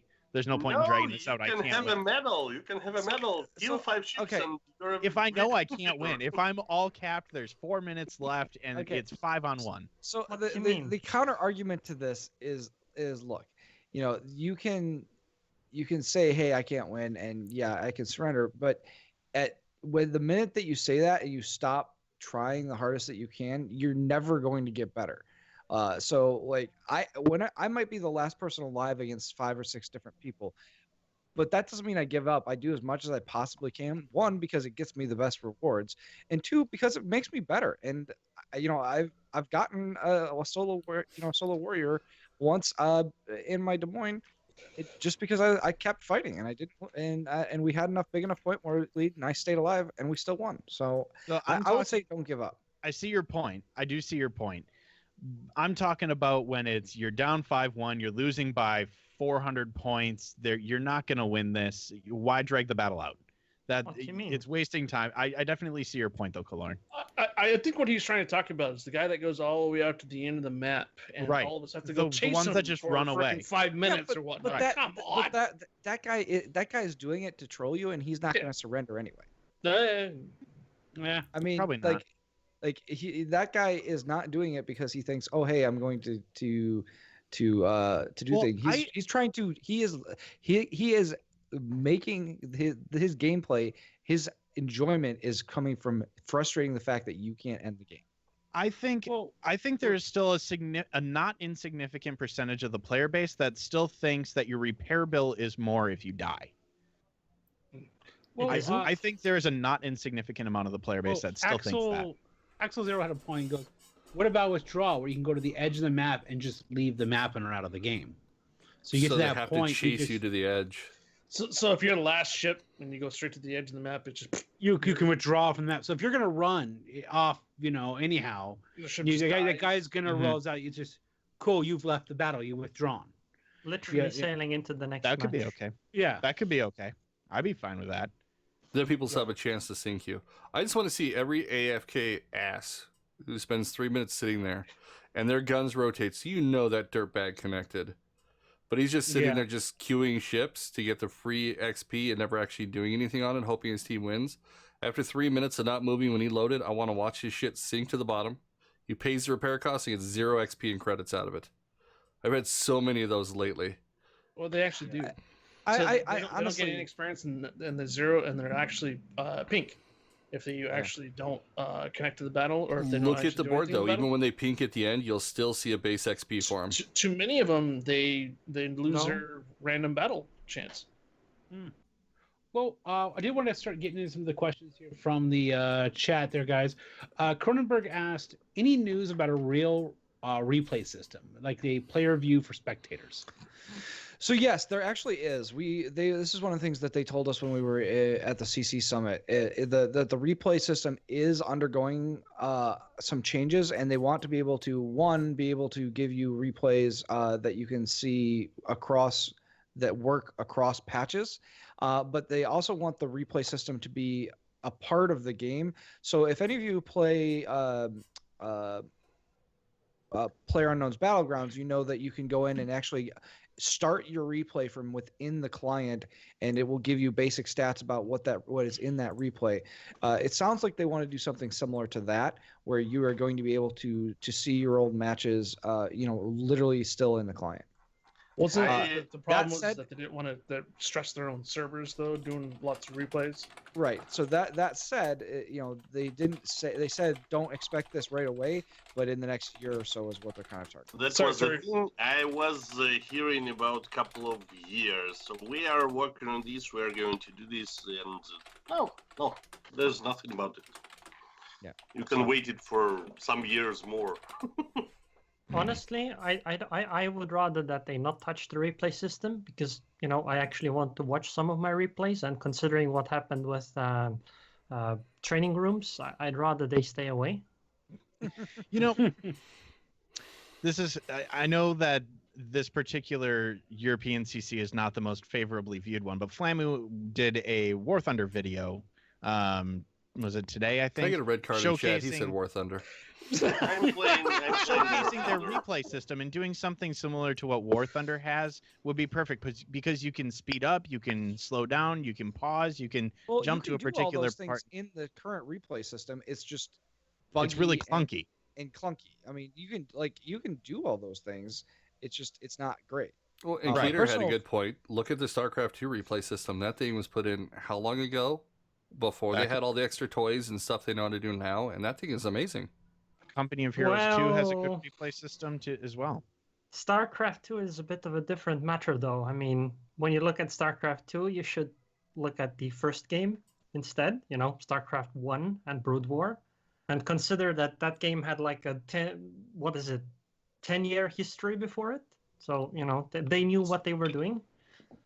I had suggested doing some type of Counter-Strike Go, CS:GO kind of replay system. Tori, I think you were in a different division at that time, but Kelorn and Aerroon were in that discussion kind of thing going on, where it's just like if you had some type of delayed system where you can watch players or watch like matches or whatnot they're playing. CS:GO has got that going on, but when they brought that down, it was too much strain on their servers. Wait, you can't watch other people's matches anymore? No, CS:GO you can. CS:GO you Okay. can watch their streams, and I've watched my own friends going like, "What?" But they're like 5 minutes behind. They're way behind on the live stuff. But I had suggested that, like, look, those guys are doing it. Why can't we bring in some type of similar system? Well, you They also, don't have the I mean, infrastructure for it. like you also have to think about what is the, what kind of resources does CS:GO take compared to, and how many people are playing in any given match, and how long is any given match compared to World of Warships? I mean, each match of World of Warships is That's a true. significantly larger amount of resources than a CS:GO match. True. Well, I mean, if they did- something to Oh, go ahead, Aerroon. something to consider is that whatever it is that they would like to do, replays are a very, very heavy technical solution. Like some games, it's literally impossible to implement a replay system like at all without reworking the game from the ground up. So Yes. what they can and can't do can be determined on, something we don't know about. That would be a good question. Kelorn, you were talking in the IRL Gray podcast. That'd be a good question to throw at IRL Gray. Is how much of a struggle is it to change the replay system? Let's send Yeah, Turry I over mean- there and make him ask him. He's close. Turry, you want to drive there you over go. and ask Earl Grey this morning for us? I think they're not going to change something in a year maybe or something like this. And then I haven't got any problem with my replays because I'm streaming and I'm just recording everything I do, so it's not a problem for me on stream on my OBS software. So I don't use replays anyway.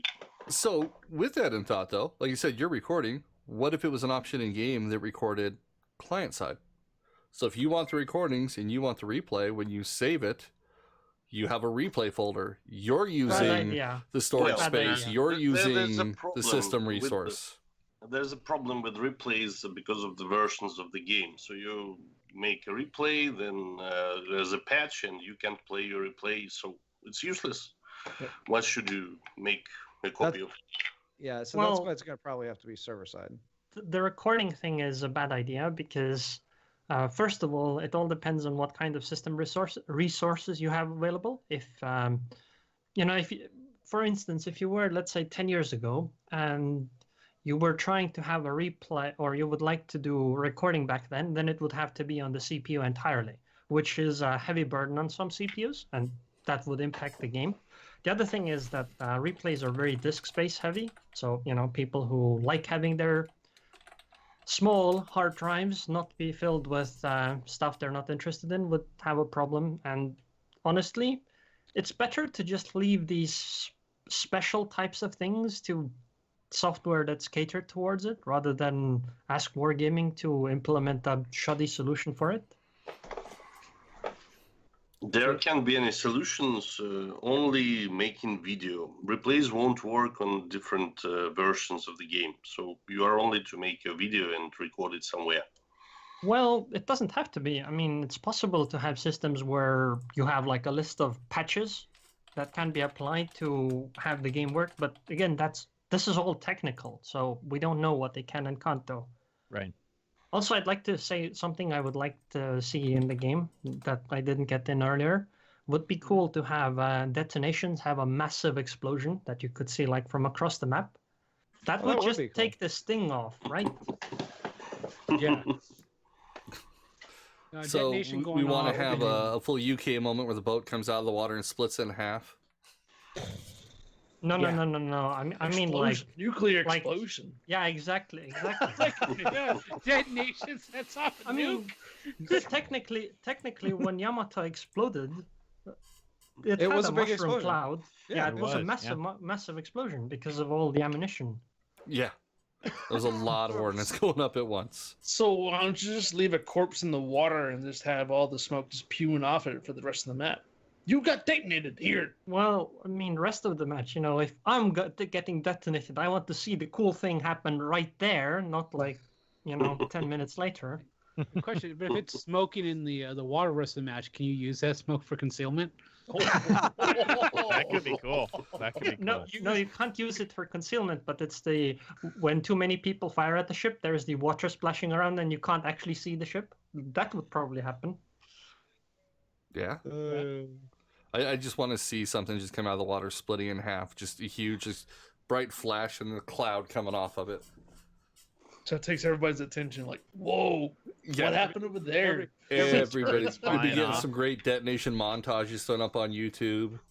Oh yeah, no, I think that would be a really cool way to make it not quite so. Like, there's a lot of stigma involved with detonations right now. Yeah, If you it's think fun of and the- engaging. If it looks really cool, like you get that wow factor to it, it's all cosmetic. It's not affecting the game at all anyway. But yeah, you'd get the people who would stop, go to look, and then you'd have the opportunistic guy going, they looked, and launched torps in the water. Now, And I think that's great. I think Big that's distraction. Great. Here's Torps. That's For- emerging gameplay. That's awesome. for our me. Weeb fans in ZR, just because Kelorn called it earlier, so I'm running with it now.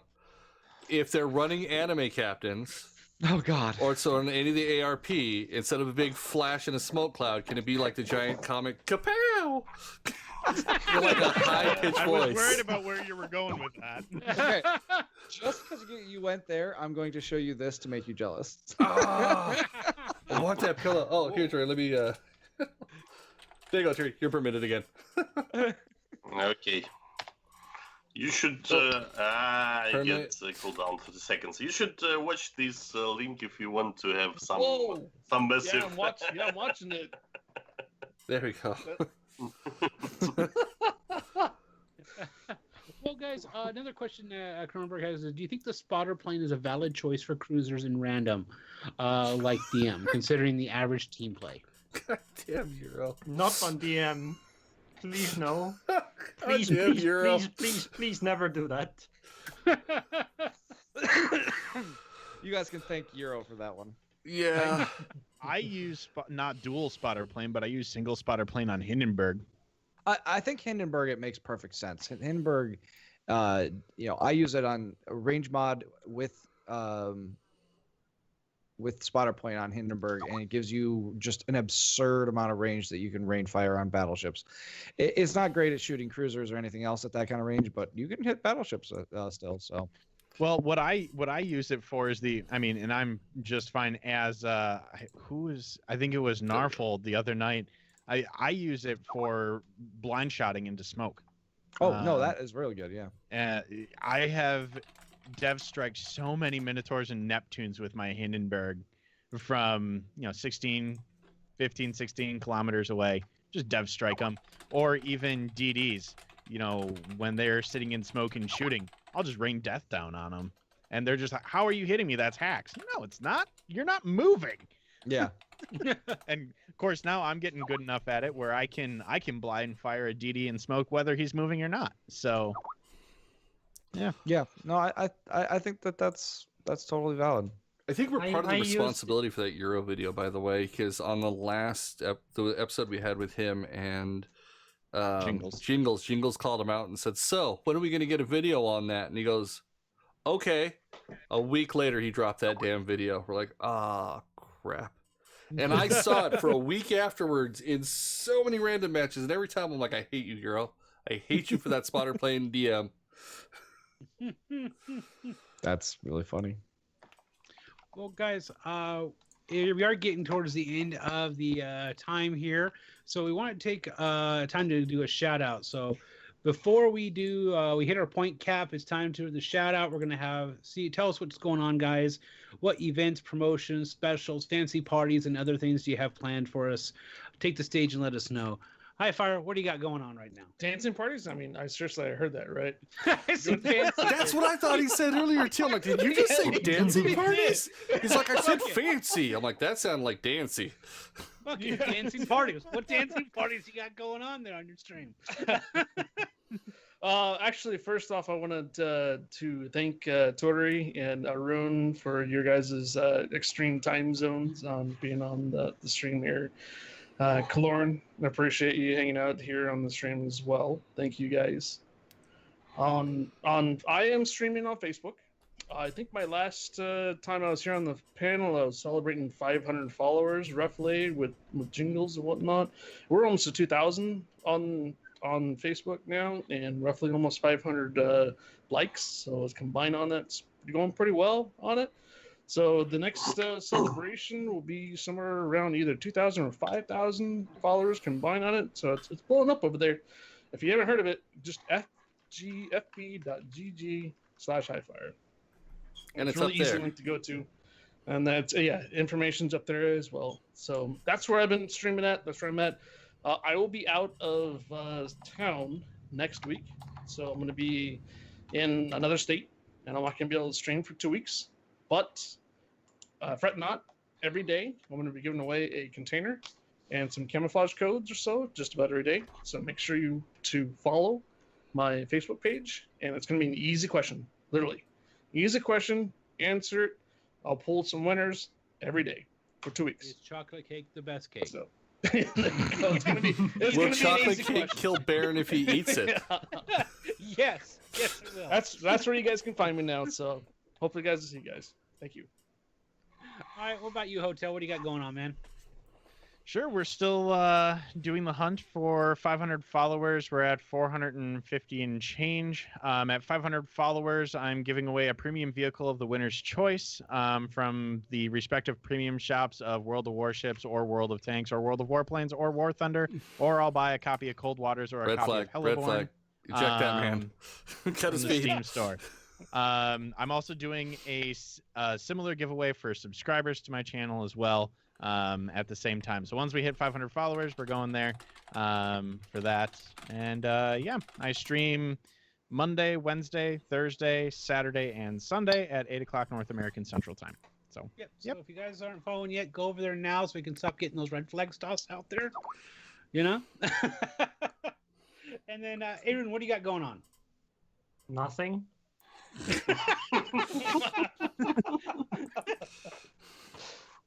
Well, I mean, sometimes, rarely, I post videos on YouTube, and stream on Twitch.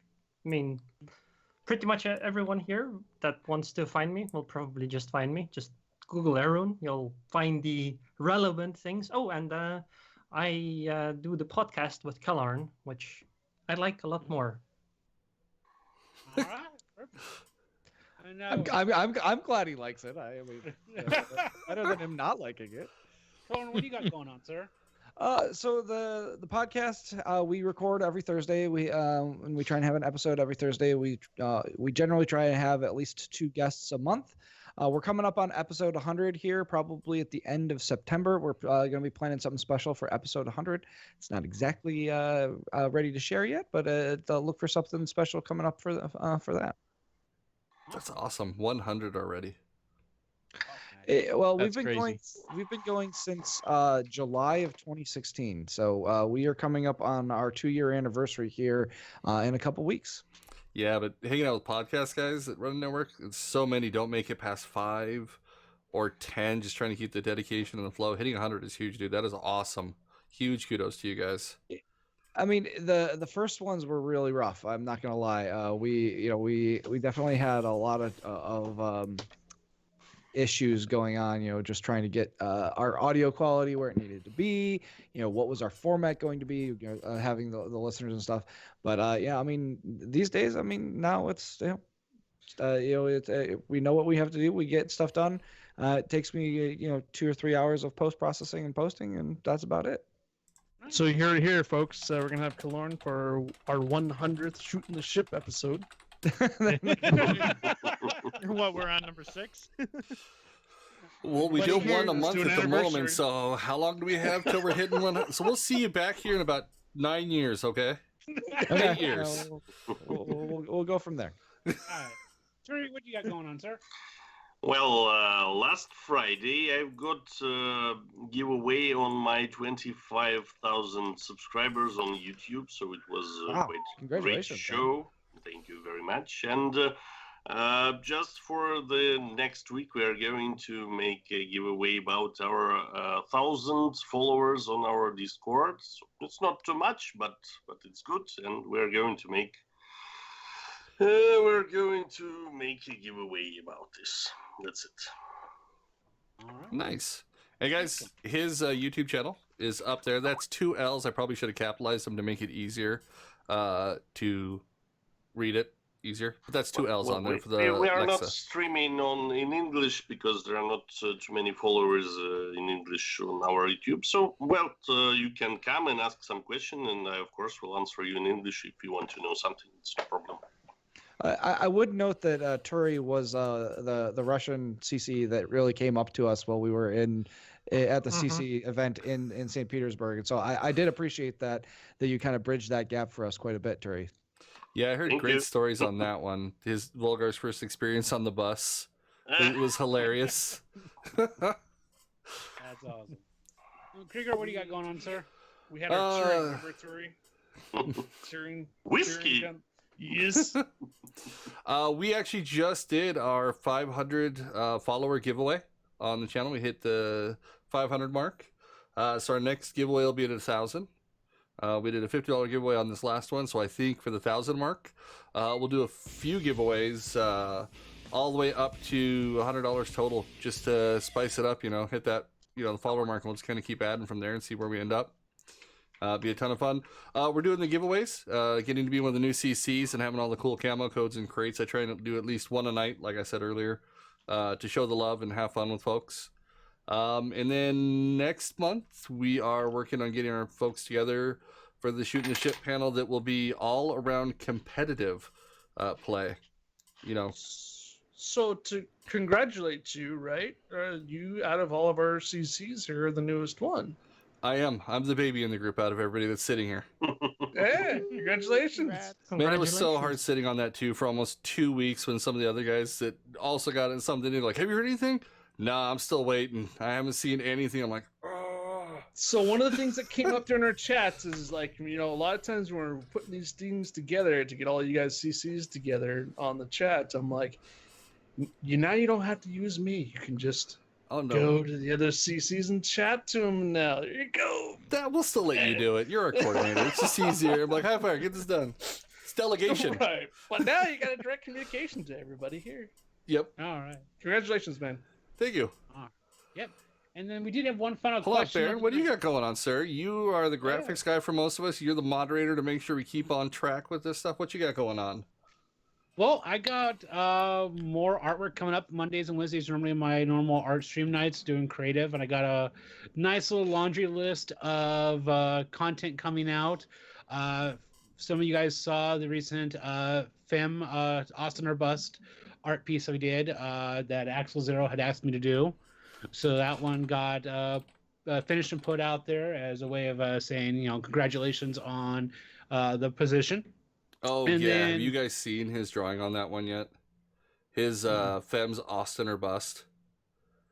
No. Baron, you need to Could you link that link one in chat. It is. It's pretty good. Oh It's- God, it's- we were laughing it's so gold. hard coming up with the bumper stickers for her wagon. Oh God. Yeah, it was pretty fun.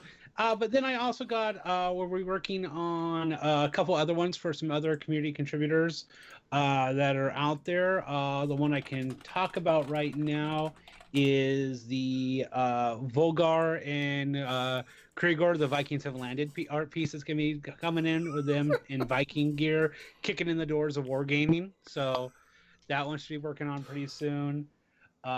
But yeah, I got those coming up. I also work on emotes, other things for other people. So plenty of content there. Plus, I finally dusted off the warships and got back in, started the French line. So be doing that. And then on the Deep 4 channel, probably putting up some new content in a YouTube videos of the redneck ship captain. So that should be pretty hilarious.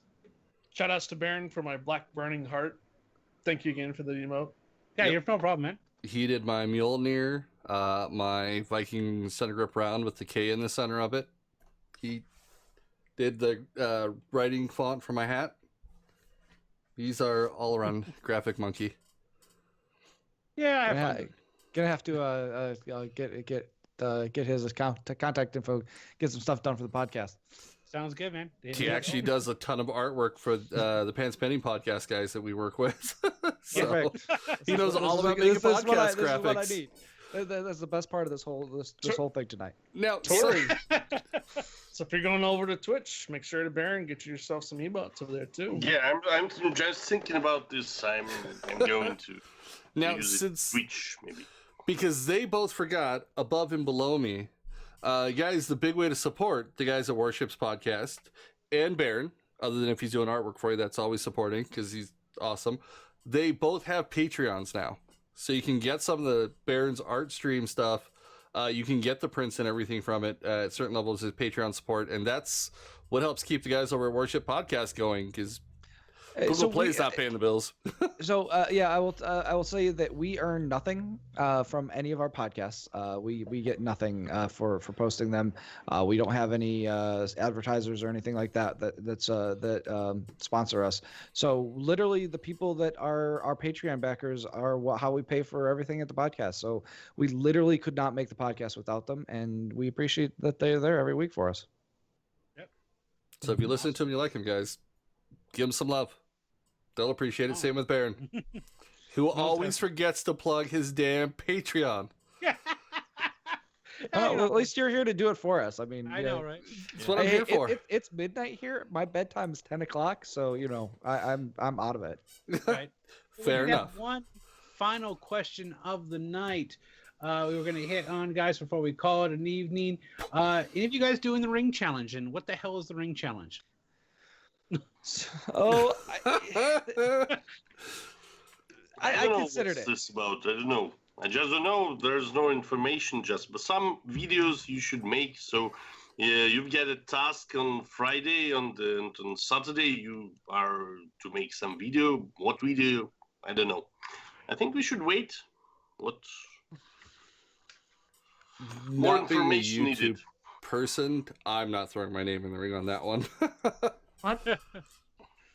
But yeah, I think it's a cool idea. It's just not really. It's not something that really is suited to us at the podcast. Like we don't really do a visual media. I mean, like it's like, okay, well then I would have to. I might be able to put together like an audio thing for it.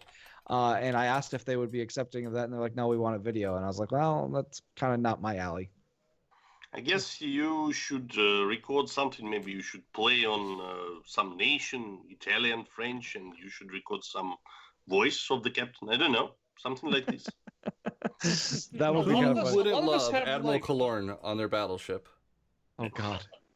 A lot of us have like other real jobs kind of thing going on. So I mean, it's great promotion for your own channel or whatnot, but pitting all of us community contributors in a ring against each other for votes and stuff, really?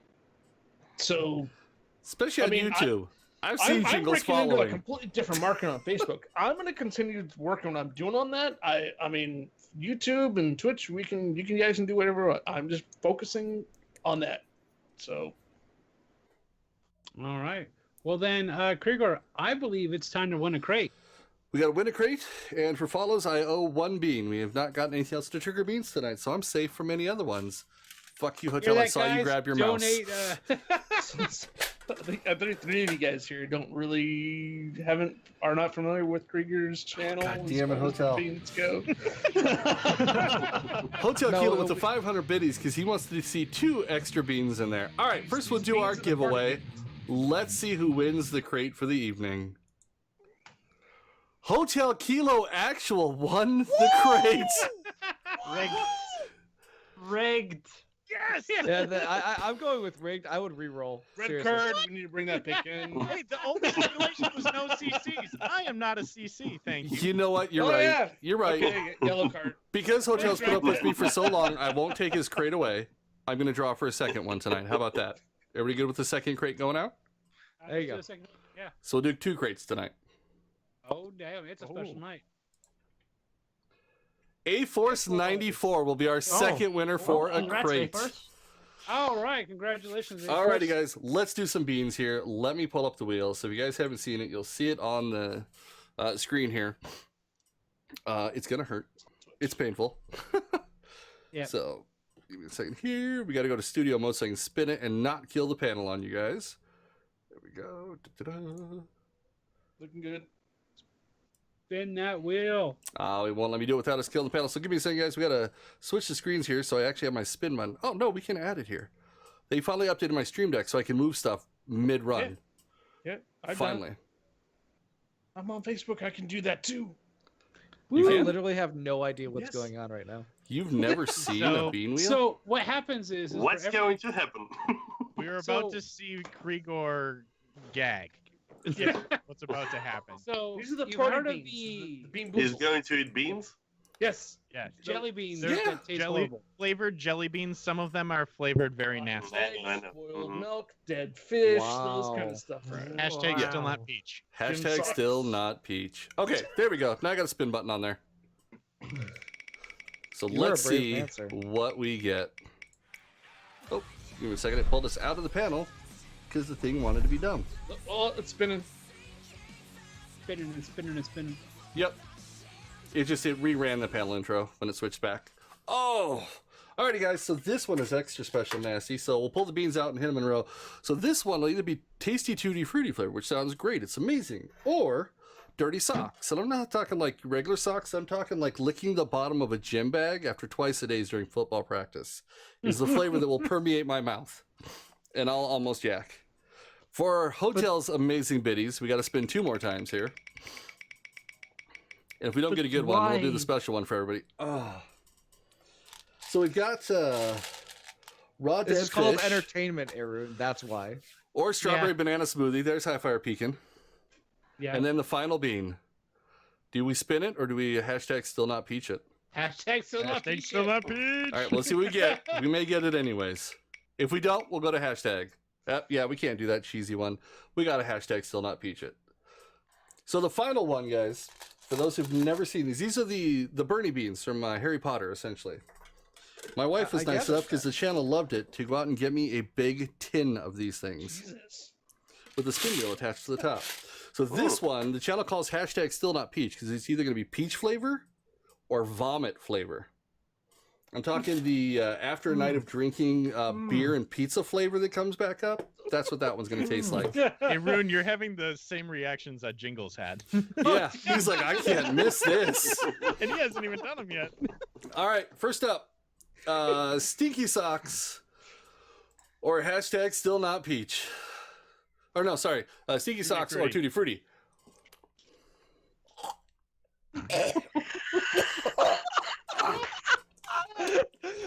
Oh, that was not tutti frutti. Oh.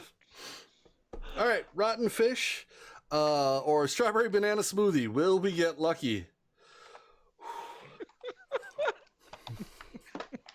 Strawberry banana smoothie. Yes. Oh, it's rigged. All right, before I enjoy the strawberry flavor too much, before I eat this next one. All right, and the final one. Spoilers, Tutti Frutti. Cricker just hates Tutti Frutti. No, I wish it was Tutti Frutti. So here's the special one. This is the one we're trying to figure out a way to make a good jelly bean emoji for the $24.99. The famous vomit one, which is the first one I ever did on stream. Oh god, it's gonna be suck if it's bad.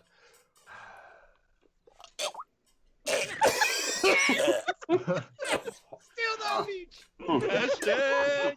No, it's still not peach. Oh my god. And that's not even the worst. If people do the $10 tip donation or sub, we go to the special box. It has skunk spray. Oh. Yeah, or centipede. That's nice and crunchy, like you're eating the carapace in it too, which just really sells it. Oh. Why? I still remember the taste of the Pampers one. It was terrible. Yes. Mm. See, Turry knows what we're talking about. He's done them before. Mm-hmm, mm-hmm, mm-hmm. Now right, well, with that, guys, we are done for the night. I thank everyone for dropping in and joining us tonight, hanging out in chat, talking up a storm with your questions and comments. It's been a blast. And once again, thanks to Kelorn, Aerroon, and Turry for hopping in, joining us tonight. Thanks, you guys. We appreciate it. Blast having you. Make sure you guys check them out Thank up you guys there. very much. That was really fun having being here, guys. I appreciate the invite. Yeah. Surprise. Thanks. All right. You guys all have a wonderful evening. Don't forget, make sure you give everybody a follow, a sub, however you keep track on Facebook and YouTube so you know when they go live.